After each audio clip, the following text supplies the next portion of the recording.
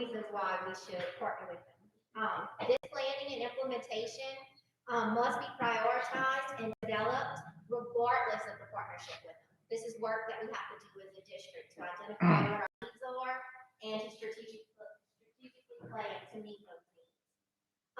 It will help us here in Assumption Parish improve outcomes for all of our students. This partnership will help us to sustain the identified improvements over time, and then there's no cost to Assumption Parish. They are completely funding everything 100%. So who's going to participate? Who's going to be on our team? Mr. B, Dr. Jennifer Tuttleton, who is the LDO representative, and her title is Deputy Assistant Superintendent. Mr. Buggage, myself, Miss Cindy, Miss Rachel Duca, Miss Jessica Uso, Miss Andrea Barris, Mr. Honore Lewis, and then an attuned technical assistance partner, Mr. Priam Duca. And we added one more. Miss Anya Randall. All right. We added her today. Yeah. So the timeline and plan of action is going to be from February to July.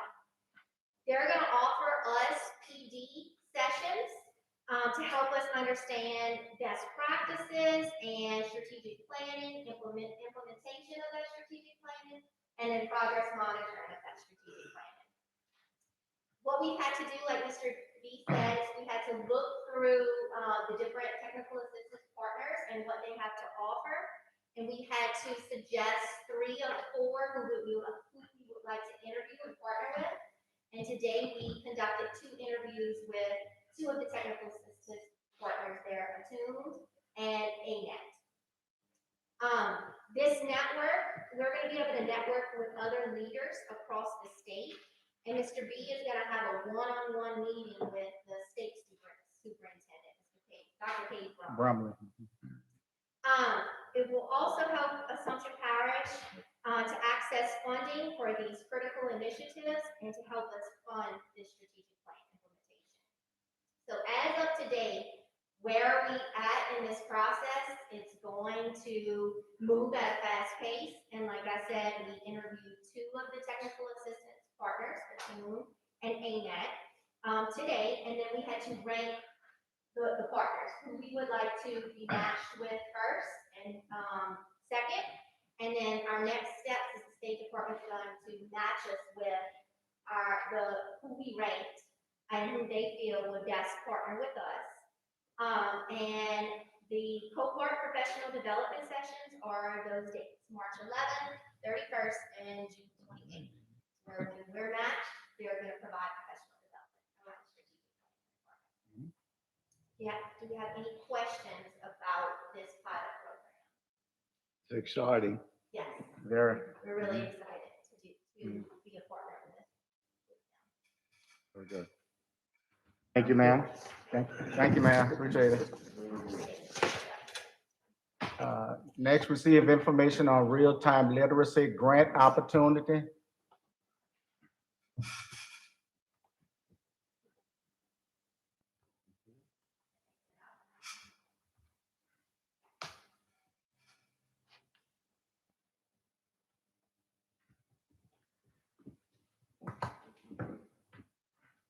So we were awarded another opportunity with we received $10,000 in grant money from the State Department to offer early literacy tutoring to the students at our UIR schools, Napoleonville Primary and Belrose Primary. So what's included in this grant opportunity? So the state sent us a list of approved vendors who will be providing tutoring services to our students. And we looked through that list and vetted that list to look at the tutoring service providers who teach our curriculum here in Assumption Parish. We can provide those services to our students. Parents, of course, have the choice, but we encourage parents to choose the vendor that aligns to our curriculum. The tutoring services, of course, are going to be around the parent's option if they want to opt into it. Every parent that we called for it, so that's a good thing. And they have the choice to choose face-to-face or virtual tutoring services. And of course, the tutoring services are 100% allocated through this grant. So why should we participate and use this grant money to better our students? So right now, Louisiana reading data currently shows that 50% of our kindergarten, first, and second grade students are on or above level on literacy screeners. Early literacy is a critical predictor for educational and lifelong success, and our kids deserve additional support to aid in their literacy development. So again, who qualified? The students at our UIR school, Napoleonville Primary School, and that label is urgent intervention required, as well as Belrose Primary. When we looked at the budget of the $10,000, we can award tutoring services to 24 students, 12 at Napoleonville Primary and 12 at Belrose Primary. If students, we spoke with the parents, if they don't have devices and they chose virtual tutoring services, we will send home a device so that they can access those tutoring services through the device. Students will receive 1-hour sessions over the course of 9 months. So our next steps are we identified who those 24 students were last week in speaking with the principals, Ms. Pennisant and Ms. Joseph. We sent out flyers to those parents of the eligible students, and then we personally contacted the parents for permission, and if they express an interest to be committed to have their child receive tutoring services.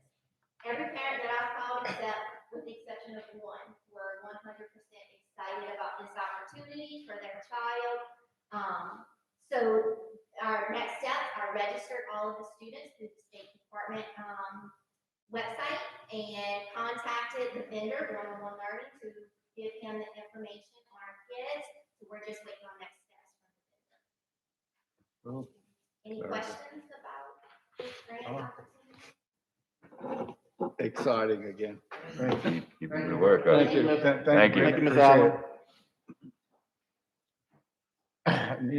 Next, adopt a resolution declaring March 2021 as Disability Awareness Month. Need a motion?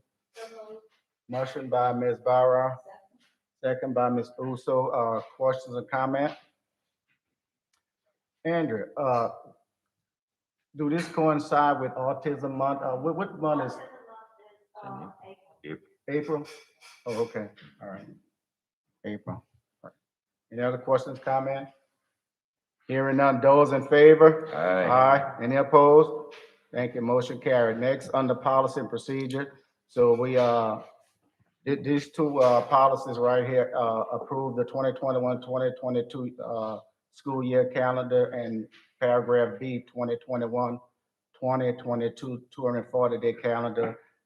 We have taken this item off the agenda. We also, it was approved, and we also gave a public comment section, so this item will be removed from the agenda. Next, approve revision to the student code of conduct for 2020-2021 school year. Need a motion? Motion by Ms. Uso, second by Mr. Washington. Questions or comment? Hearing none, those in favor? Aye. Any opposed? Thank you, motion carried.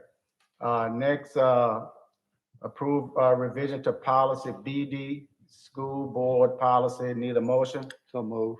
Motion by Second. Mr. Beck, second by Mr. Robinson. Questions or comment? Hearing none, those in favor? Aye. Any opposed? Thank you, motion carried. Paragraph E, approve provisions, revision to policy JD, discipline. Need a motion? Motion by Ms. Dot, second by Mr. Washington. Questions or comment? Hearing none, those in favor? Aye. Any opposed? Thank you, motion carried. Next, paragraph F, approve revision to policy JDD, suspension. Need a motion? So move. Motion by Mr. Beck, second by Ms. Uso. Questions or comment? Hearing none, those in favor? Aye. Any opposed? Thank you, motion carried. Next, paragraph G, Approve revision to policy JDE expulsion. Need a motion? Motion by Ms. Barra, second by Mr. Myers. Questions or comment? Hearing none. Those in favor? Aye. Any opposed? Thank you. Motion carried. Next, paragraph H. Approve revision to policy GBRIB sick leave. Need a motion? So move. Motion by Mr. Beck, second by Mickens. Questions or comment? Hearing none. Those in favor? Any opposed? Thank you. Motion carried. Next, approve revision to policy, I'm sorry, I just did that one. No, sick leave, JBRIB sick leave. Need a motion? Or just did, I'm sorry. Yeah, paragraph H, paragraph I, I'm sorry. Approve revision to policy GBAA compensation guideline and overtime. Need a motion? So move. Motion by Robinson. Mr. Robinson, second by Mr. Myers. Questions or comment? Hearing none. Those in favor? Aye. Aye. Any opposed? Thank you. Motion carried. J, approve revision to policy DFD tax and bond election and sales. Motion by Ms. Mickens, Second. second by Mr. Beck. Questions or comment? Hearing none. Those in favor? Any opposed? Thank you. Motion carried. Next, approve revision to policy DJED, bids and quotation. Need a motion? Motion by Ms. Uso, second by Mr. Washington. Questions or comment? Hearing none. Those in favor? Aye. Any opposed? Thank you. Motion carried. Next, L, approve revision to policy DJE, purchasing. Need a motion? Motion by Ms. Dot, second by Ms. Uso. Question, comment? Hearing none. Those in favor? Aye. Any opposed?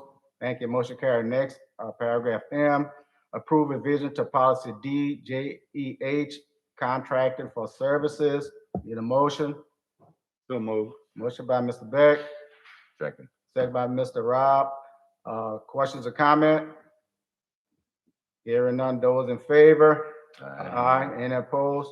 Thank you. Motion carries. Paragraph N, approve revision to policy JS, student fees, fines, and charges. Need a motion? So move. Motion by Mr. Beck, second by Mr. Myers. Questions or comment? Hearing none. Those in favor? Aye. Any opposed?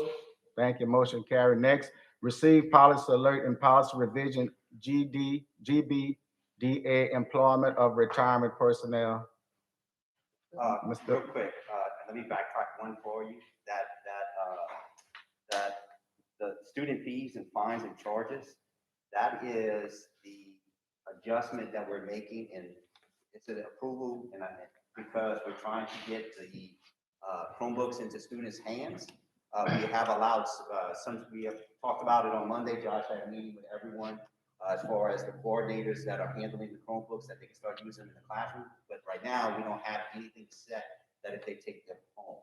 So what we're saying is remote learning, that if a student needs to take the Chromebook home, that they're going to be a $10 fee per student at that school site that will be adjusted. So that is the change that's in there that we need approval on y'all tonight so we can get the Chromebook sent home with the students. Just want to make sure everybody's aware of that. And I want to say the $10 fee is a warranty fee. So anything happened to the device except loss or theft will be covered. So any damage to the devices for a $10 fee, everything is going to be covered except loss or theft. Again, it's a minimal cost for a kid to take home a Chromebook compared to some of the other districts that are surrounding us. Also, this policy will come back to you in the summertime because we have to address all the fees and double check and make sure they're accurate and for next school year. So that'll be coming back. What is the cost? Should it be lost or stolen? Say that again, I'm sorry. The What's the cost if it would be lost or stolen? Did you get out the cost of loss or stolen? Replacement cost, probably, we pay about anywhere between $300 to $400. I would think that certainly parents that agree to that need to be clearly informed of the cost of replacing it, because that's Yeah. substantial for a lot of people. Yes, sir. I think that is written in the agreement that they will sign. Am I correct, Josh? Every person will sign. That's all still part of the discussion with the school technology leader and the technology council. That's one of the things, that we're kind of ironing out before we send that agreement home. Is to include the, I guess, maximum cost, associated with, say, intentionally destroying the device. What age level have access to the Chromebooks? 3 through 12. What grade? Third, I think we discussed as far as sending home, did we make Yeah. a decision to go 312 or? yeah, so everyone will have access to the device. But we wanted to make sure that we did not impose this on people. We wanted to make sure it's optional. So if you would like a device, you have the option. We don't want to say, hey, everyone, you have to come pick up your device, put in your, because some people may have devices at home already. Right. We want to make sure that we make the devices available for people who really need it. Right. Well, I'm just concerned that having it's like a phone. Oh, I lost my phone.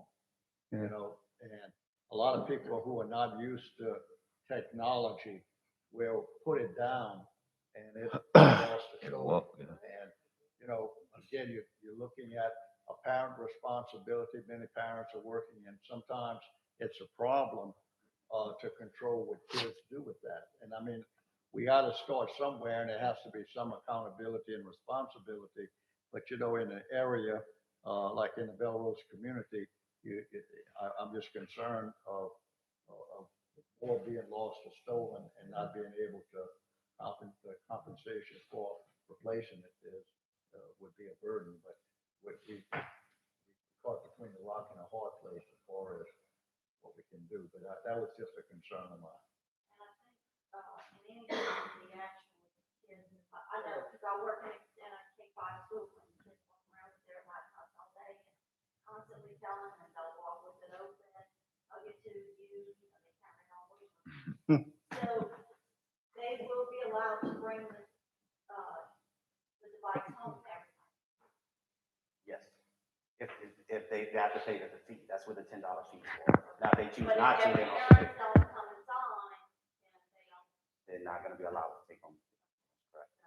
I mean, the device. Permission. Yeah. We didn't want to make it mandatory. They will have a device at campus ready to use. Yeah, as Press it. long as they understand. So the kids not taking this agreement home, they have to come and sign, the parents have to sign this agreement and then take that home, or what? Yes, ma'am. So we would like to educate our parents to make sure that they fully understand that agreement. So yes, they would have to go into the school. The school leader would have to communicate whatever that policy is so they can have a full understanding of it. And then from that point, you pay your $10 fee, you receive your laptop. Now, understand, any damage, water damage, any damage to the screens, any damage to the keyboard, if you pay your $10 fee, that is warranted. The only thing we can't warrant is theft or loss of the device, because we have to be accountable. This is federal dollars. So we have to be accountable to the federal government. Where are those assets and what's going on? So we just have to make sure that we have a good tracking system in place as well.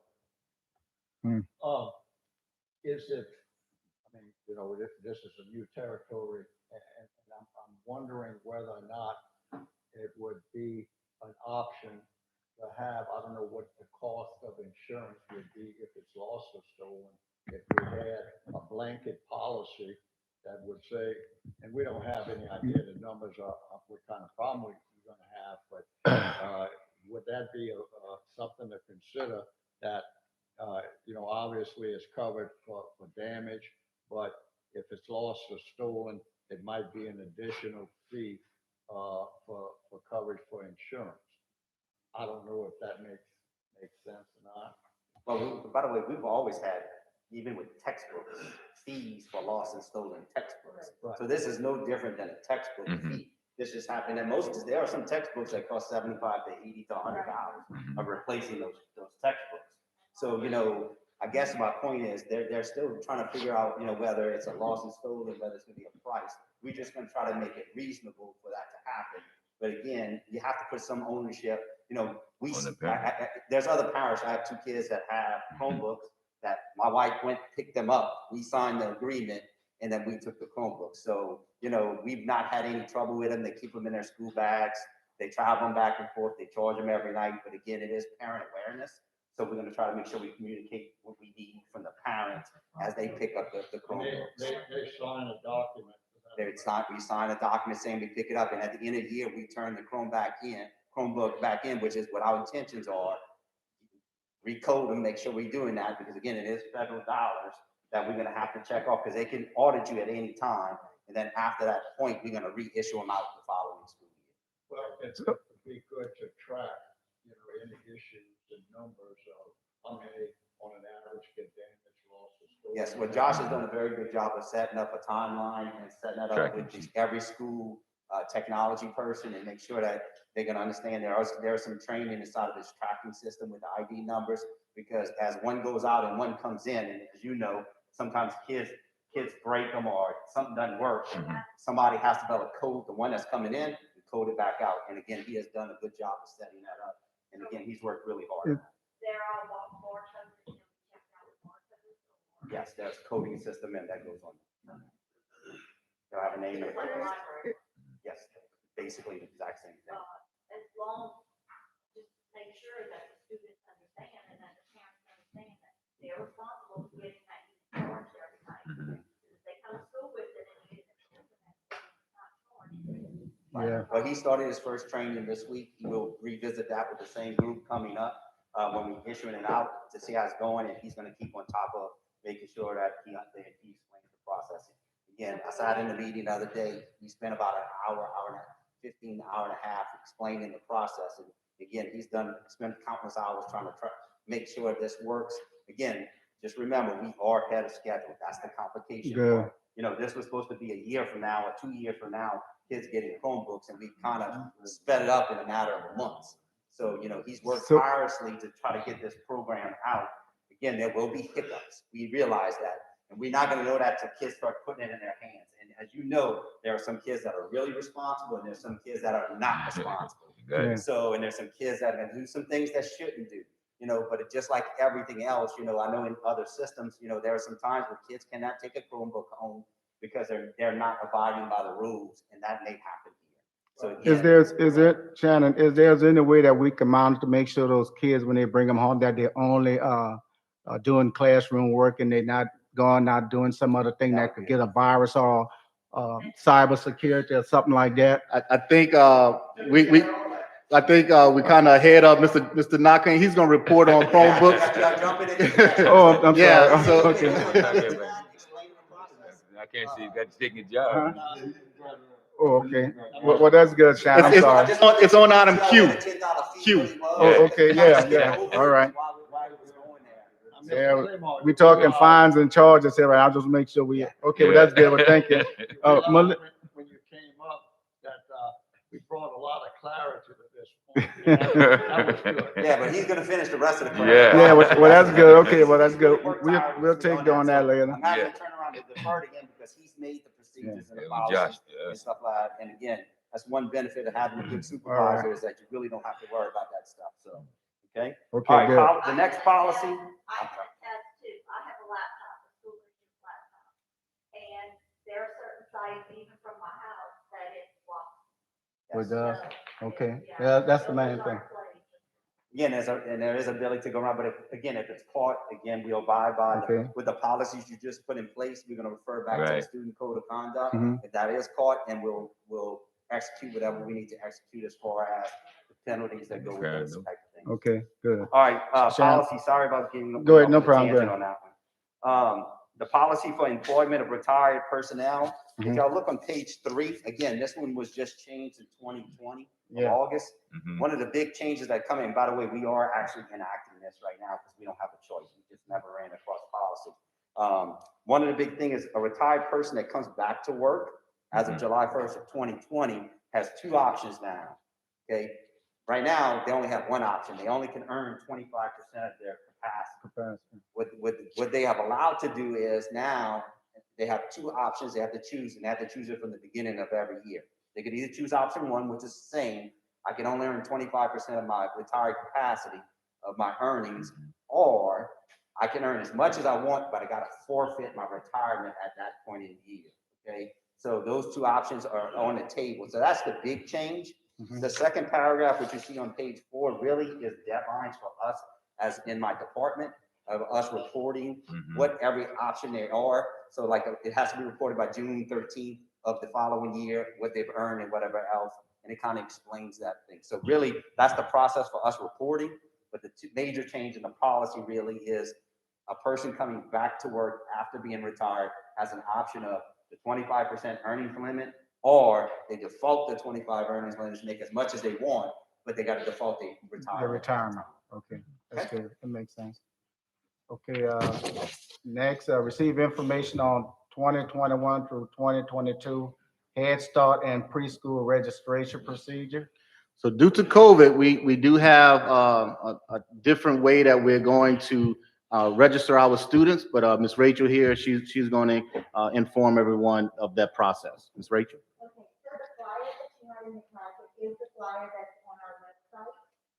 We have a couple of options, which we think will meet the needs of everyone. One is that applications are already in the forerunner line at each of the primary schools. So right now, a parent can go pick up an application, fill it out at home. Then you see we have a schedule of when we're going to be in the forerunner line pickup to receive the completed application. If a parent does not want to do that, next week on March 8th, our J Campus portal, which the website is right there, is going to go live, and people can do an online registration. Super simple. If they need any help, I give my cell phone number out to everyone. We will help anyone who needs assistance in any way. Do you have any questions? Nope.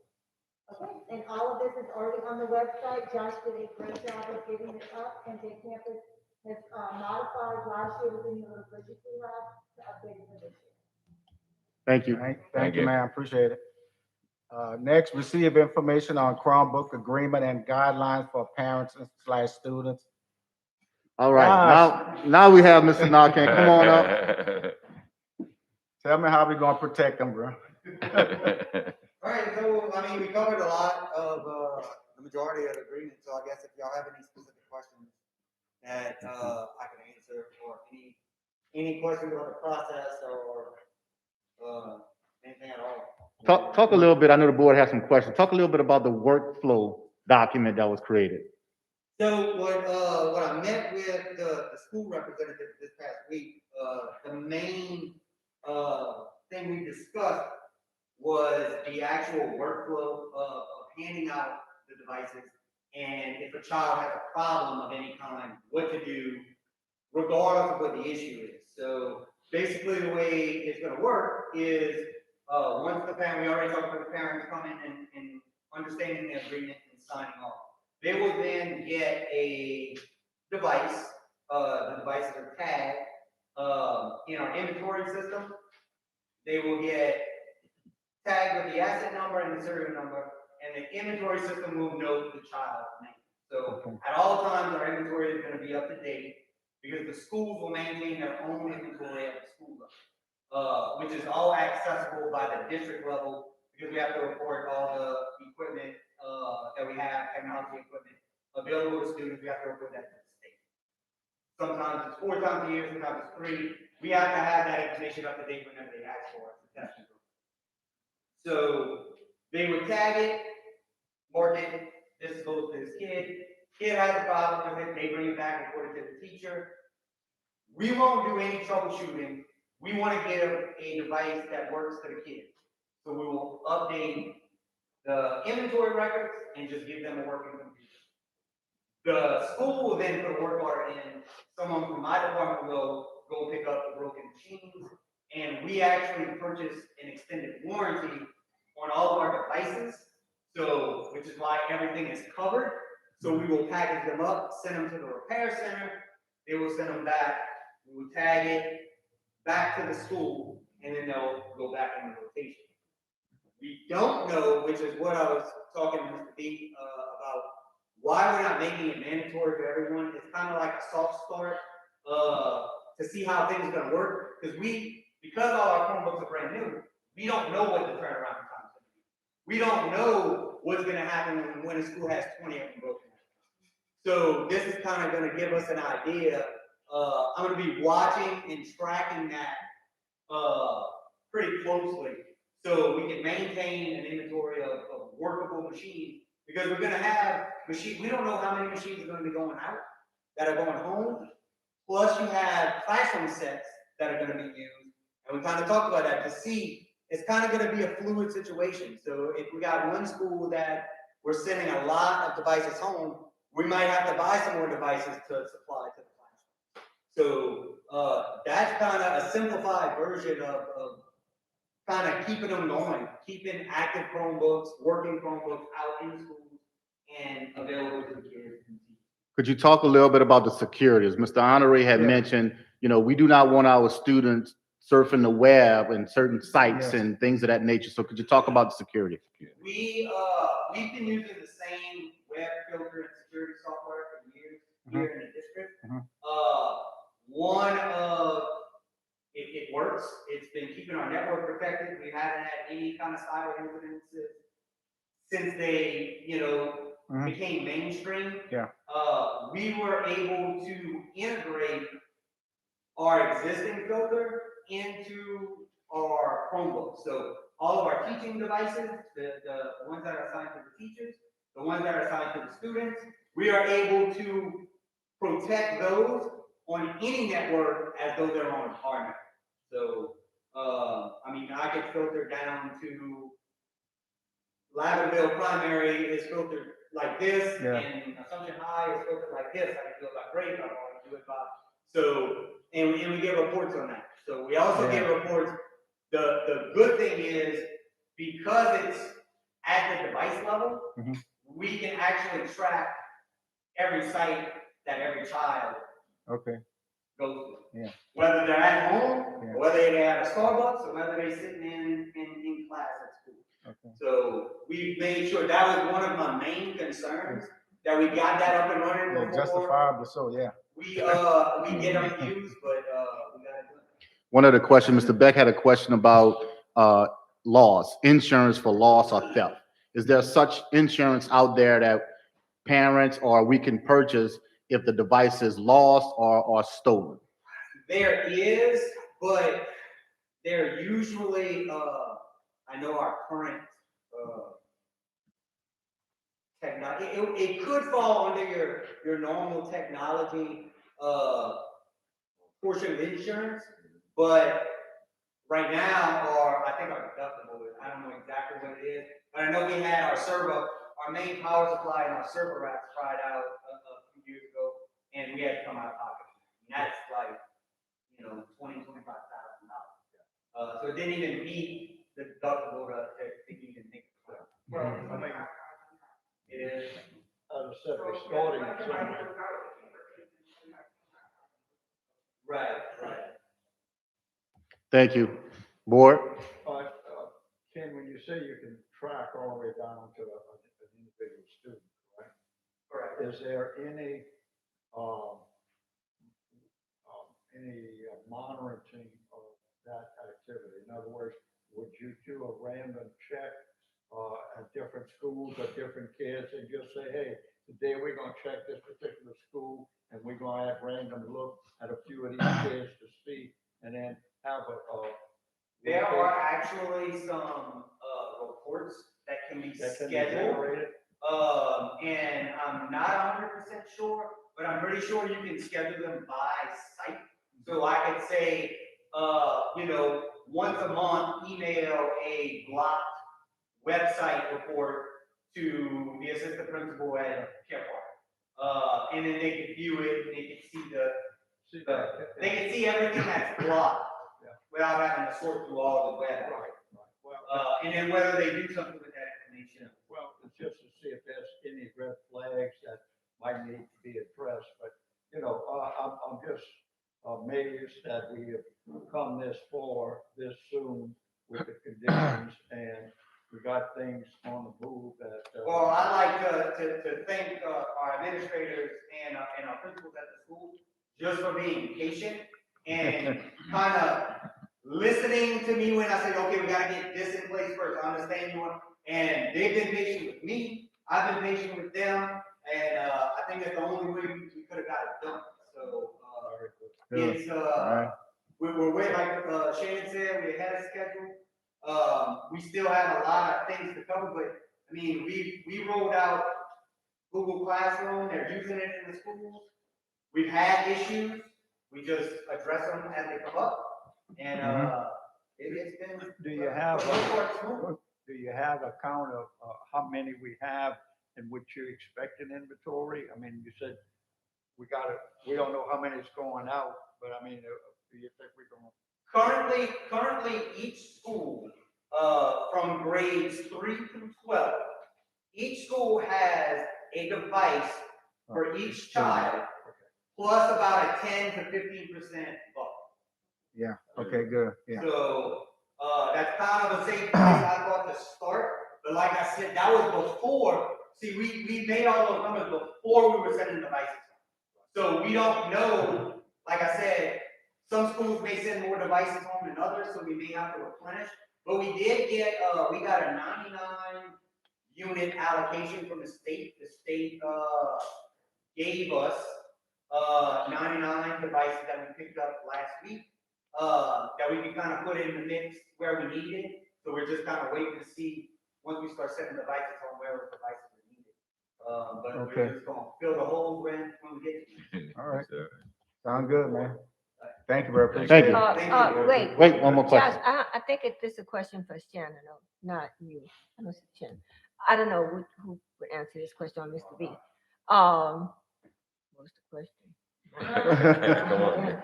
Oh, are students required to take Chromebooks home? Is No, that a ma'am. requirement? No, ma'am, we're making It's it an option? optional. Okay. The way that we are looking at it is that we are as a service to our families and students, the ones that don't have devices, we're giving them an option. Like if you don't have access to a device at home and you need it, you can come, sign the agreement, pay your $10 technology fee, and have access to a device. Thank you. Thank you, Josh. Appreciate Appreciate it, man. Thank you very much. Under budget, paragraph A, authorize the superintendent to advertise for food, paper goods, cleaning supplies / chemical and milk for the period of July 1, 2021 to June 30th, 2022. Need a motion? Motion by Ms. Barra, second by Mr. Myers. Questions or comment? Hearing none, all in favor? All Aye. right. Any opposed? Thank you. Motion carried. Next, receive February 1, 2021 student MFP count update. Ms. From the Lisa. bearer of bad news. You all today, how y'all doing? How you doing? Okay, in your documents, for me, you're gonna have 3 pages. Mhm. The first page, of course, shows the February 1st, MFP count. It shows the whole count for the whole students, you know, all the details. Mhm. But the column that's highlighted in yellow is the MFP column. The total is 2924. MFP. Now, that is, if you turn to the next page, you will see in comparison to our October 1 numbers, we dropped about 39. So, that's the difference from the October 1st. And of course, if you look back to last year, February 1st, we dropped about 100. We kind of follow that same trend. Yeah. Unfortunately. On the third page, I decided to go ahead and break it down, and Mr. B asked me to do this for you. The last page shows, I took a look at all of the kids who came into the district and exited the district between October 1st and February 1st. So at the very top, you can see we gained 87 students between October 1st and February 1st. We lost 126 students, or they exited between October 1st and February 1st. So that combines to 39 lost. So I took the 126 that left the district and just kind of went dig to see where did they go. So the chart at the bottom gives you that picture. Other kids who left to go to other LA parishes, the other parishes in the district, which would mean they probably moved with their parents. You can see that was about 63% of those students that left for that reason. Out of state or out of country, about 21%, about 17% of our kids left. And we had about 12% of that count that went to home study, which is homeschool. Private school, 5%. And we have one child who disappeared. We can't find him. We don't know where. Can't keep track of anyone. We don't know where he is. As you see, we have 2 students who received their certificate of achievement diplomas at the high school and left midterm. And then we have one child who exited for non-mandatory services, which was probably a child under 3 that was getting some services that parent didn't want to bring them to school. So that gives you an idea of where they want. I know they're probably asking me where they going. Any questions? Yeah, I thought home study was still, I thought home study, we still count those kids. Who is at home study? Yeah. Homebound students are still counted for us, but not home study. Home study means a parent exits their student, their child, and they go teach their child whatever program they want to on their own. Homebound are students we service that are enrolled in our schools, but cannot come to school because of a medical condition. Okay, And so they stay home and we send teachers into the home. okay, for them to teach. Okay. good. Information. Anything else? No, that's good. Thank you. Thank you much. Thank you, Ms. Lisa. Appreciate you. Receive information on 2021, 2022 Head Start eligibility rubric. So sometimes I come to you and I ask you to pay attention closely to an area on the rubric that we adjusted from the previous year. But last year, this version worked really well, so we would not like to make any adjustments, but we do need your approval for this to be the rubric that we use to select children for the next school year. So y'all will vote on it, and then policy council will vote on it. And if you both approve, then it will be the selection that we. Okay. Do you have any questions about it? No. Okay. All right. Thank you, Ms. Rachel. Next, authorize the superintendent to solicit request for proposal to renovate 2 Head Start classroom to current daycare compliance in the Floydville Primary and Labrador Primary School. Need a motion? Motion by Mr. Begg, second by Mr. Washington. Questions or comment?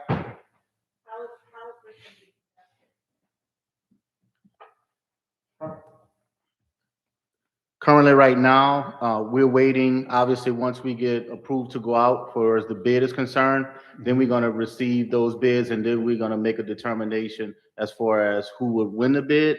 But what we're trying to do is make sure that we in compliance with federal laws and policies. So we would just want to make sure that we retrofit our buildings to ensure that we're compliant. Okay. When, Yes, right now we're just going out for bid, correct. Okay. Do we have any feeling as to what we could be looking at in cost? What do we, Ms. Rachel, come on up. So the goal is to make 2 in-classroom daycare compliant, so that we can increase our access to 3 years. So it's kind of like a multi-step process. We need the room to be ready so that if we do get the grant in the super app, then we'll have it ready to receive the children. So to start, when we had to figure out about how much money we were looking at the budget for this. So Dwayne did go and do a walkthrough, and he did estimate that it's not going to be good. okay. All right. What's the number? Well, we don't, currently, we don't have a number. We have a scope of work Okay. that goes out, and then once the contractors look at the scope of work, then they're gonna provide us with an overall number. So, but you all will receive that before we even move forward. So, this information is coming back to you, to vote on the actual Yeah, bid. just to go get a RFP, so. Yes, sir. Yes, sir. And what I'm really asking for is, a proposal. Yeah. Mhm. Mhm. So these classrooms are part of the school building? Correct. They're not,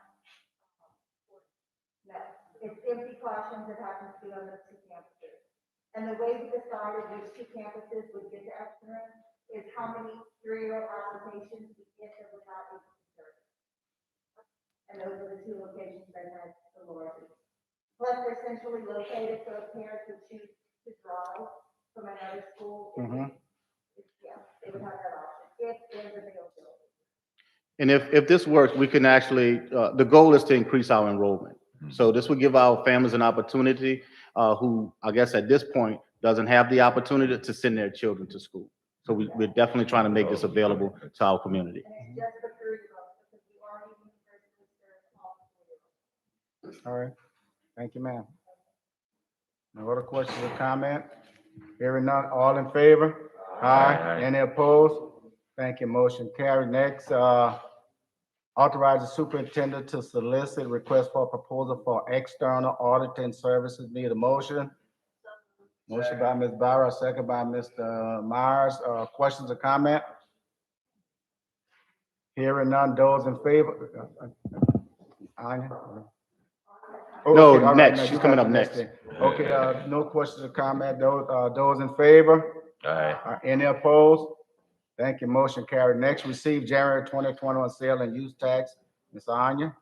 Good evening, Superintendent and board members. Our sales Good and evening. use tax report for the month of January is as follows. We processed a total of 2,775 returns. The total amount for that month was $1,215,261.82. The school board received $603,807.30. That was an 11% increase. The Quiet, 92 bond please. fund Go ahead, Anya, The I'm sorry. 92 bond fund received $120,762.45. The delinquent rate for the month was 8%. The audit revenues for the month was $39,332.76. We did have auto sales totaling $247,774.01. Yeah. Thank you. Excellent, thank you, Anya, Appreciate appreciate you, it. Yeah. Green's always good, huh? Thank you, Ms. Randall. Thank you, Anya. Paragraph G, I received information on contract with the Touchstone Center. Who has that one, Mr. B, information on? Yeah, right now we have contracted services to make sure that we provide services for our special needs students. Okay. So we just want to make sure that, and I was talking to Miss Melissa, but I would like for the board to know all of our contracts. I know some contracts by law I have the right to just sign off on. Right, yes, But right, doesn't yes. matter to me. I would like to bring all contracts in front of the board so you can know exactly what's going on. So this is one of those contracts, so you can be aware of what we're doing. Okay. Sounds Appreciate good. it. Thank you. Appreciate you. Thank you much. Next, paragraph H, approve amended contract with teaching strategists to include an additional allocation of $39,500 and additional services date. Need a motion? Motion by Ms. Barra. Second by Ms. Macon. Questions or comment? What are we getting for the additional services? So come on up, Ms. Rachel. So our budget actually increased. So we originally it was $22,000 and increased to $39,000. So we just want to make sure that we recruit those services. This is entirely grant funds that we're receiving. Oh, okay. So I'll let Ms. Rachel speak to it because we're actually we're increasing the amount of services we're receiving from the vendor to support our schools. Ms. Rachel?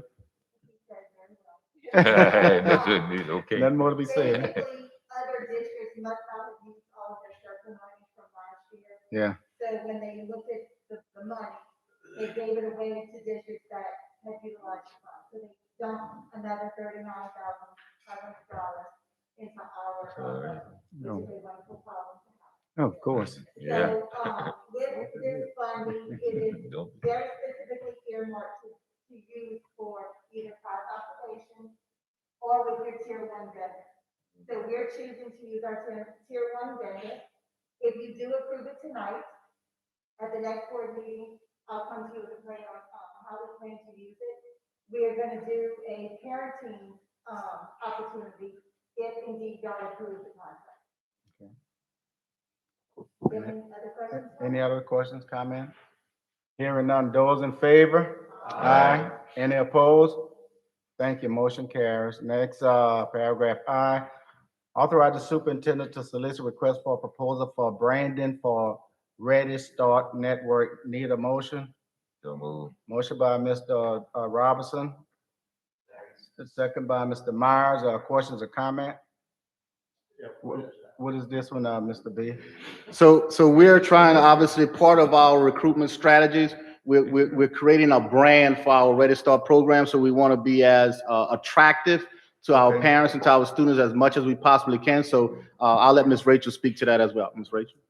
So we participated in, something that the State Department of College is called Get Ready Get Start. ready. And the purpose of Get Ready Start was to help districts understand the need to expand capacity in birth to 3-year-olds. Most districts have a pre-K program, but they don't really, provide enough seats for birth to 3-year-olds or have daycare partners that could provide that. And Assumption Parish, we don't have any type 3 daycare partners. That's really the only daycare that we have. There are other daycares in the parish, but they choose not to be a type 3 center. So the Ready Start Network goal is to, just like Mr. B said, get the brand out there of what we're trying to do. Because eventually, if, the Super Act doesn't give us the seat, we're gonna need to go solicit other opportunities to fund them. So that would be looking at foundations, looking at other government entities, you know, Private looking for donation. other grants, you know, Funded. there's some tax credits that businesses can go out there that could funnel some money through Agenda for Children that can in turn give it to us. So we need to get organized with our brand to get our message out so that people know what we're trying to do. Sounds good. And this is grant money, so they gave it to us for this purpose, for us to be successful in doing. Okay, good. Do you have any more items you want to discuss? Since you took the Just grant putting money. out, just putting your own stamp on this one, right? Okay, any other questions, comment here? Hearing none, all in favor? Aye. Any opposed? Thank you, motion carried. Next, paragraph G, approve professional service contract, independent contractor / client services agreement by and between Assumption Parish School District and New Direction Solution LLC DBA ProCare Therapy LLC for school nurse duties / ratification of existing contract and approve amendment and addendums thereto. Sound like something Mr. Calabria wrote. Yeah, who wrote that, man? That is true. That is correct. That's true. Need a motion? That's Well, he about, wrote it, he's gonna bail us out. He gonna bail us out. You put it there. Yeah, well, let's go on and get the motion first, then we discuss. So, Okay, motion by Ms. Byra, second by Mr. Beck. Questions or comment? So you are aware that we wanted to make sure that all of our contracts go out for bid properly and make sure that they are written properly. So this is to kind of clean up some of the things that we saw based on the audit finding. So we just want to make sure that we're in compliance. So the language that you see here, I contacted our attorney and he made sure that the language that is supposed to be in the contract, we fixed that. This is for actually, we have a nurse that's going out on maternity leave. Yeah. So we want to make sure that we keep another nurse. We want to make sure that we have another nurse on standby when that nurse goes out at the high school. So we make sure that services are still provided. But we had to clean up the language in the contract first. Yeah. That's why Mr. Mike came in, and then now we're asking for your approval. Okay. Any other questions or comment? We got it. All in favor? Aye. Any opposed? Thank you. Motion carries. Next, comment and announcement, receive the COVID-19 update report. Yes, I want to thank our health department. I want to thank Thibodeau Regional Medical Center. I want to thank Dr. Landry's office, Mr. Buggage, our team of nurses, and all of our staff members that did a phenomenal job. We had, I want to say the process was seamless as it relates to the vaccinations yesterday. We had, Mr. Buggins will give you the numbers, but we had a good turnout, and we're very pleased. So, and even from employees, even from John, Mr. Boudreau, with Office of Emergency Preparedness, he had great things to say about how everything was organized. So we just want to say thank you for that. And Mr. Buggins will give you an update on that, as well as an update on the number of cases we currently have in the district. Mr. Buggins? Good evening. Initially, the district had a plan in place. We partnered with Dr. Keith Landry's office, who he has an office in Tankerville and also Pier Park. So we had a plan in place, and we were a week away from enacting that plan. However, we were contacted by Mr. John Boudreau of the OPH, and he was approached by the state to try and give educators the opportunity to receive vaccinations where we were not necessarily, I guess, in competition with the public. Because if we had gone the route that we were planning to go, which again, we were asked to go that route, we possibly would have a waiting list because we didn't want to bump necessarily individuals from the community who had scheduled to get teachers vaccinated. And of course, we wanted to get teachers vaccinated, our staff vaccinated in a timely manner as well. So they approached Mr. Boudreau about doing a pod, which is a point of dispensing.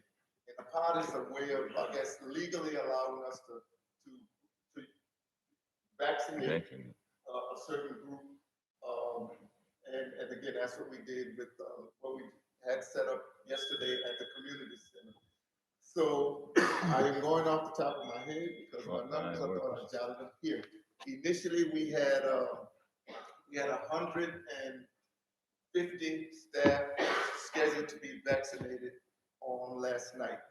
We ended up vaccinating a total of, Lisa, correct me if I'm wrong, I think it was like 139. We did have some that backed out last minute because they were told by their physician that because they had COVID within a 90-day period that they suggested they not vaccinate it soon. So they backed out and will be scheduling on their own unless we get another opportunity to schedule the district. So it went really, really well last night. We sent appointments to everyone that came out, and we had a steady flow throughout the evening. And we did get again approximately 139 vaccinated. So a really, really good turnout. We were contacted today by Dr. Landry's office that they did have, they will be, I guess, running another event tomorrow through the Pankerville office. So we put the word out, and we had 12 individuals that either that couldn't make last night or who had vaccinated, who had not signed up the first time that want to take the vaccination tomorrow. So we made arrangements for them to do that. So that's another 12 more. And in around Holy Thursday, Good Friday, well, not Good Friday, but around Holy Thursday, we'll be repeating what we did last night for round 2 of the vaccination. So, our current numbers, and I'll kind of give you a reference point.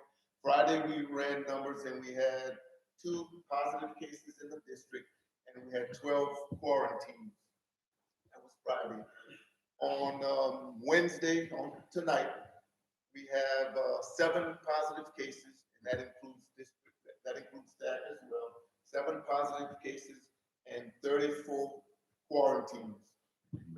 We are hoping, and we that with the inclement weather during Mardi Gras, that we didn't have a lot of socialization that occurred. So we anticipate numbers will increase. However, with them being so low right before Mardi Gras, we are hoping that the numbers don't get really high. Of course, with more and more individuals in the district being vaccinated, that's definitely a good thing. What vaccine did they get? Oral or the Pfizer, Moderna. Moderna, all right. So we have a lot of people walking around.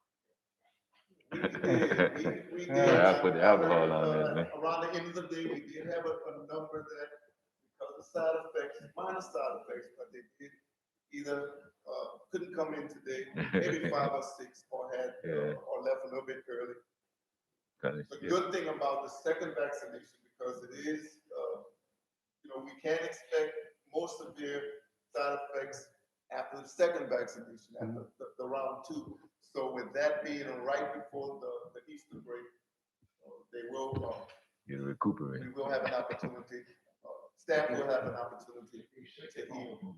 Yeah. To heal. Recuperate on And that. to hopefully not have a lot. Well, that was your first one? First. Oh, I took my second one and, I had my all second it one, did too. was give me energy, man. I Yeah, went out, I had some washed the energy, car. man. I did some mopping in Didn't the do me house. nothing. I helped my wife in there. She said, you need to go take that shot again. Yeah, it didn't do me nothing, man. Didn't do me nothing at all. No. Buggage. We, So, Mr. Buggage, Mr. Buggage, or Mr. B, is it a requirement that the teachers had to take, the staff had to take the, No. it's not a Strictly requirement? volunteer, okay. So good. this was just the teachers or, other, All employees. all employees? It was all employees, we had, custodians, our Okay. cafeteria workers that showed. Okay, good. And again, voluntary, we made that clear throughout the whole process. We also had our central office staff, we didn't get an opportunity, we went first only because. and I want to say- You only jumped the line, huh? Y'all close. You only jumped the line, huh? No, we didn't. Only because, we started enacting the initial plan, the central office was way down the line. However, we did get a call, from the doctor's office saying, we have some cancellations tomorrow, we can't get out to the schools, so if you can send us some folks that are flexible. So we were able to kind of work it in throughout our day, Rachel's office, maintenance, here.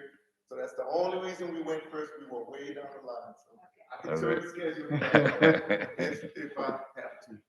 But very successful, and, we are preparing for round 2. Well, that's Good. good news. That's real good That's news. Thank you, Mr. Bell. I'm concerned that Don Rick got a shot. Is that a side effect that you want to mop the house? Yeah, the wife, she told me, Yeah, I had she told me it go too. take it again.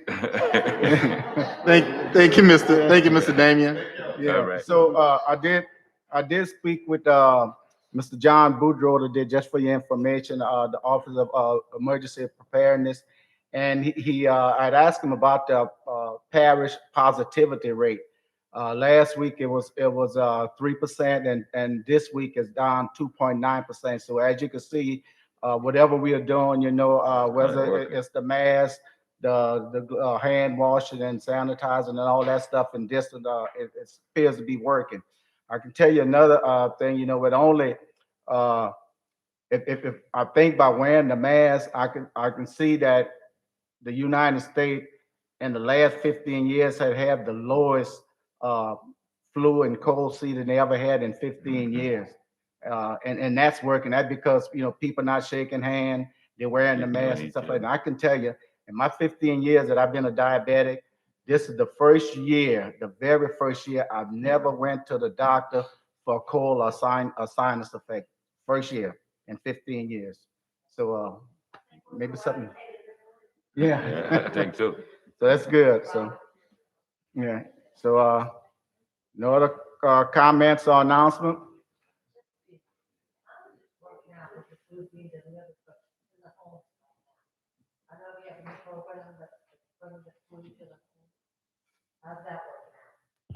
We haven't started that program. Right now, we just finished the feeding for Mardi Gras. I want to say, correct me if I'm wrong, Mr. Claymore, I think we fed over 100, we sent out over 100 meals for the Mardi Gras break, and we're going to do the same for the Easter break. So right now, we're working on the stockpile that we had, and we're making sure that goes out. So we were able to, for the Mardi Gras break, we were able to send 100 meals home, and hopefully we could send 100 to 200 meals home over the Easter break. Yeah. No, ma'am. No, ma'am. No, ma'am. Because we want to get rid of what we have before we bring this other company in, because we don't want to overlap. We want to get the food out that we have already in stock.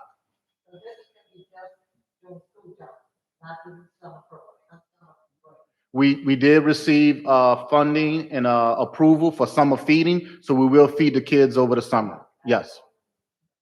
And Miss Misty, I'll have her next meeting to, give us more information on summer feeding. So that'll be throughout that. Yes, ma'am. Yes, ma'am. Okay.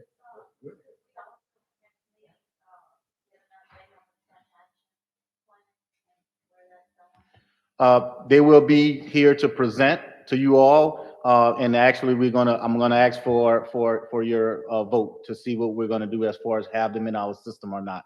So there will be, and the doctor will be here as well, the young, let's see, yeah, he actually is gonna be here in person, and they're gonna have a small presentation, and then we'll have an opportunity to vote. Okay. The next board meeting. Tesh, the school-based health center. All right.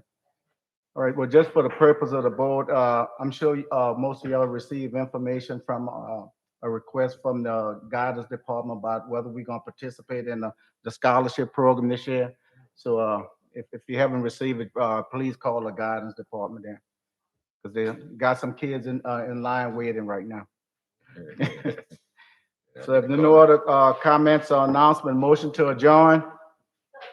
Motion by Ms. Barrow, second by Ms. Dugard. Those in favor? Aye. This meeting is in. Thank you very much. Oh, yeah, boy, yeah, right.